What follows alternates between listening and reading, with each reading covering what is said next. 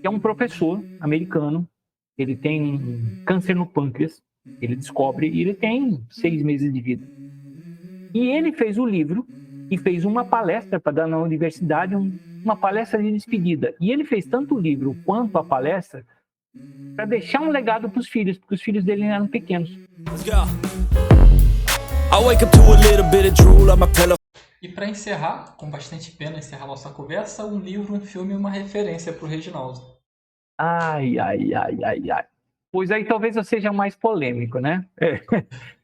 Talvez todo mundo esperasse de livros que eu falasse 2 livros de tecnologia, de empreendedorismo, de inovação, qualquer coisa assim. Mas eu vou dar 2 livros, tá? Então, os 2 eu tenho histórias para contar. Um livro se chama A Lição Final, que é um professor americano.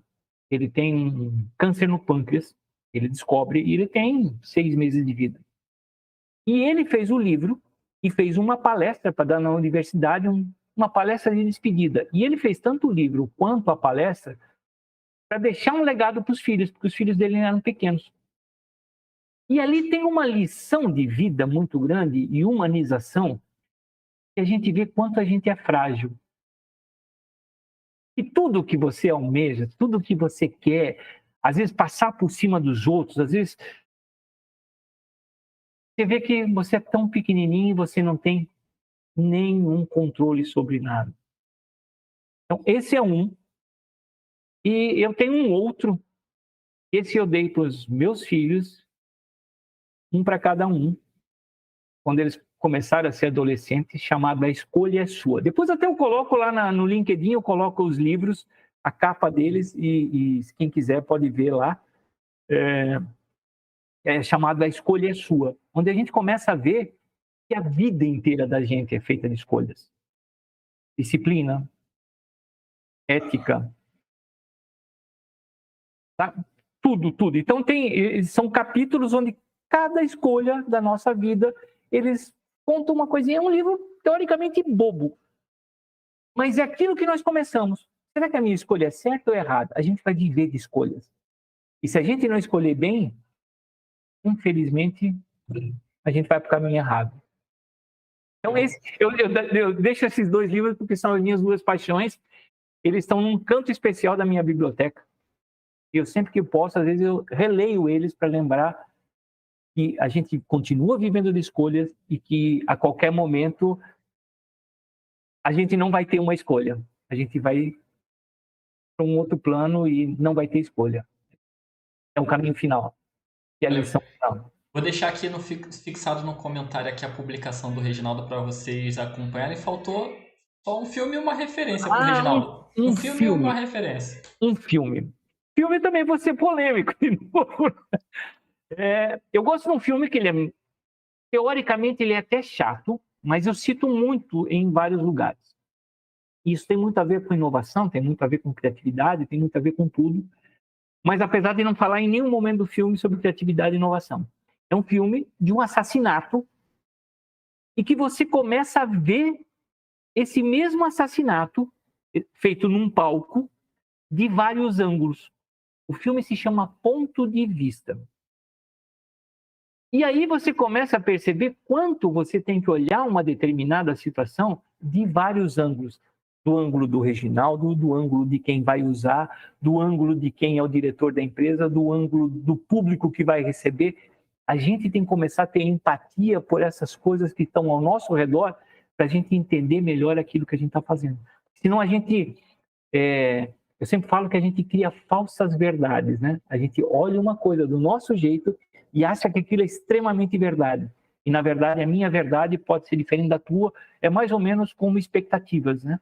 Minha expectativa é diferente da tua e assim por diante. Talvez a gente tivesse expectativas diferentes no podcast. Eu pensei que você ia me judiar mais, mas foi tranquilo.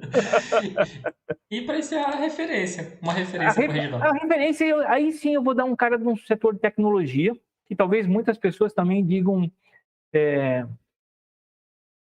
polêmico, né? Mas eu acho o Bill Gates. Bill Gates, ele fez uma mudança extraordinária na época de tecnologia, numa época onde não existia grandes coisas de tecnologia, existiam grandes caras que apostavam, a multinacional que eu trabalhava dizia assim, nunca nós vamos ter um computador em casa. E o Bill Gates provou isso para o mundo inteiro, que nós temos um computador em casa e hoje a gente tem no bolso. Os nossos celulares são computadores. São maiores do que eu comecei a trabalhar em alguns casos. O meu celular tem muito mais memória do que tem lá. E ele é um cara que, assim, ele continua polêmico até hoje, né, com várias coisas.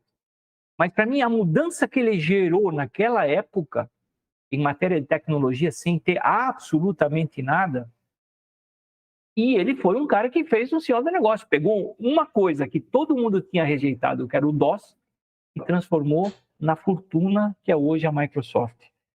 Criou modelos de negócios, talvez ruins, deixou todo mundo piratear e depois começou a cobrar. Foi o modelo de negócio que ele fez. Acho que às vezes as pessoas acabam não percebendo. Eu não sei sua opinião, Reginaldo. Eu tento sempre separar muitas vezes o que a pessoa fala e as ações dela, digamos assim, as realizações da pessoa como um todo, né? Porque se a gente só idolatrar a pessoa, a gente vai tende a se decepcionar com todo mundo, porque no fim das contas todo mundo só é um ser humano, né? Agora, quando a gente foca no que ele pôde realizar, no que ele entregou de bom pro mundo, talvez facilite pra gente aprender e realizar coisas a partir daquilo, né? Hoje, na verdade, hoje, se a gente olhar nossos empreendedores, o sonho é ser um unicórnio. O que é um unicórnio? Uma Microsoft é um unicórnio de 14 chifres. Né? Verdade. Tem muito, né? E a gente sonha em ser um unicórnio, só que a gente não tem a audácia, a ousadia de fazer alguma coisa grandiosa. Eu falo que hoje nós vivemos no Brasil, e eu posso falar isso de cadeira, porque eu ando no Brasil inteiro conhecendo startups. Eu diria que hoje nós somos grandes extratores da matéria-prima do Brasil, e os outros produzem e ganham dinheiro. E a mesma coisa na questão da tecnologia, na maioria das vezes, nós somos grandes usuários de tecnologia e não criamos tecnologia. Sim, verdade. Aonde está a nossa ousadia? Aonde está ela? Pô, nós somos uma potência, nós temos um monte de coisa. E tem ideias boas. Mas tem um ecossistema hoje também que mata muitas dessas ideias boas. Se você falar em tecnologia, nasce uma tecnologia no Brasil, e eu poderia citar um caso, não vou citar porque senão vai gerar polêmica, mas poderia ser um cara legal se tivesse começado lá no Vale do Silício. Hoje todo mundo teria visto de uma outra forma. Mas, como nasceu no Brasil, numa cidade pequena, um empreendedor pobre, ninguém dá esse valor. Então, talvez eu seja um cara polêmico hoje dentro do empreendedorismo, porque eu falo algumas coisas que as pessoas não gostam de escutar. E, ok, fazer o quê? Aí entram outras questões também que, digamos, nós, os brasileiros não costumam valorizar muito o que a gente faz, assim, digamos, não, o empreendedor brasileiro, eu não sei, acho que de alguma forma equivocada a gente passou a enxergar no Brasil que o empreendedor, o empresário, ele é o vilão de alguma forma da nossa sociedade, a gente nunca valoriza o que ele tem a fazer, né, Reginaldo? Eu não sei o porquê, mas infelizmente ficou essa imagem, né?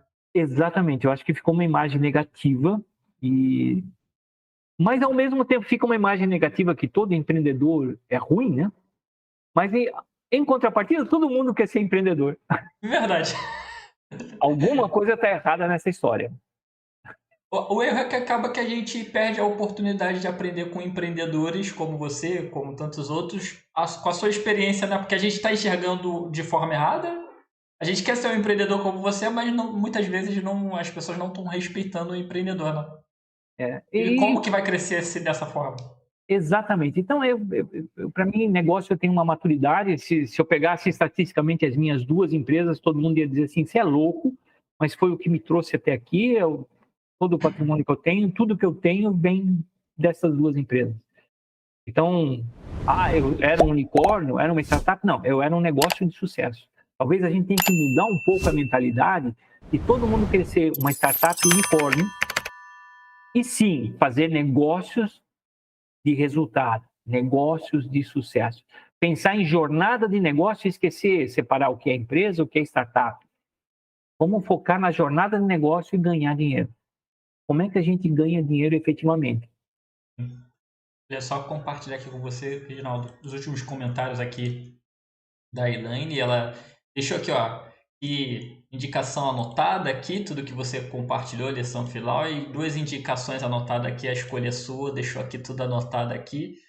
Cara, se há 28 anos atrás, quando eu comecei a minha empresa, tivesse alguém que através de uma tela de celular pudesse me ensinar um passo a passo de como empreender, para criar novos projetos, novos produtos sem tantos erros principalmente, eu com certeza teria economizado muito tempo e muito dinheiro.